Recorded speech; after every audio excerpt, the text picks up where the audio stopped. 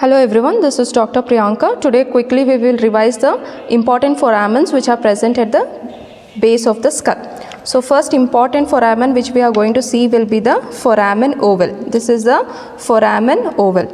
So this foramen ovale, you can see it is an oval slit like foramen which is present close to the apex of the lateral pterygoid plate.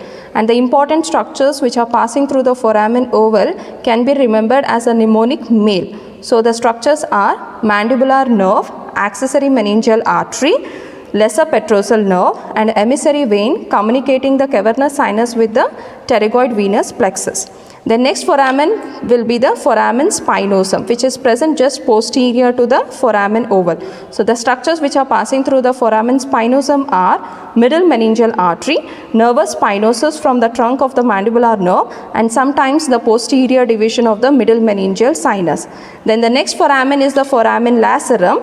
Here this is the foramen lacerum. As such, no important structures pass through the foramen lacerum, but sometimes meningeal branch of accessory pharyngeal artery and emissary vein from the cavernous sinus passes through this. And the upper part of the foramen lacerum is traversed by the internal carotid artery with the venous and the sympathetic plexus around it. And the anterior part of the foramen lacerum consists of the pterygoid canal where you have the petrosal nerve will unite with the deep petrosal nerve to form the nerve of the pterygoid canal, which is also called as the Vidian's nerve, and posteriorly it is related to the carotid canal. So anteriorly to the pterygoid canal and posteriorly to the carotid canal. So next foramen which is present at the base of the skull will be the carotid canal. So this is the carotid canal. And the structures which are passing through the carotid canal will be the internal carotid artery. And here this is the foramen, jugular foramen, the more wider foramen which you can see, and it is vertically oval slit. Okay, and the structures which are passing through the jugular foramen are, it is divided into three parts, that is the anterior part, intermediate part and the posterior part. Through the anterior part passes the inferior petrosal sinus, which is the first tributary of the internal jugular vein. Through the intermediate part passes the 9th, 10th and the 11th cranial nerve with the meningeal branch of the ascending pharyngeal artery, and posterior part internal jugular vein. So these are the structures which passes through the jugular foramen. Then next, this is the styloid process and this is the mastoid process. So the foramen which is present in between the styloid and the mastoid process, this is your stylomastoid foramen. Okay, so this is the stylomastoid foramen through which passes the stylomastoid artery.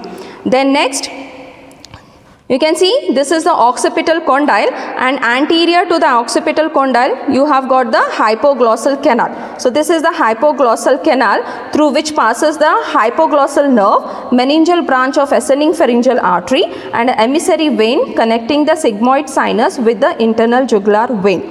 Then posterior to the occipital condyle, there is one more foramen which you can see, that is known as the posterior condylar foramen, and through that passes the emissary vein connecting the sigmoid sinus with the suboccipital venous plexus. Then the most important foramen and the largest foramen which you are going to see in the base of the skull will be the foramen magnum. You can see it is oval in outline, which is narrower in front compared to and wider behind.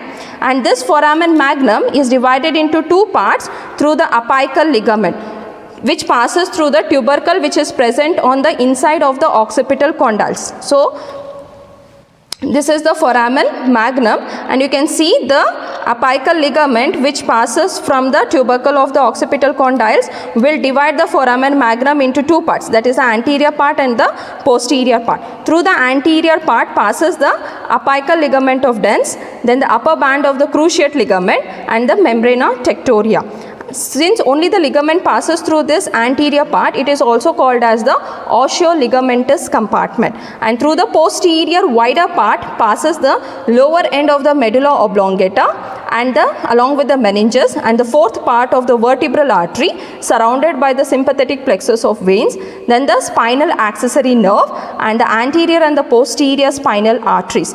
and this posterior compartment, that is why it is also known as the neurovascular compartment. So these are the important foramens which are present at the base of the skull. Thank you.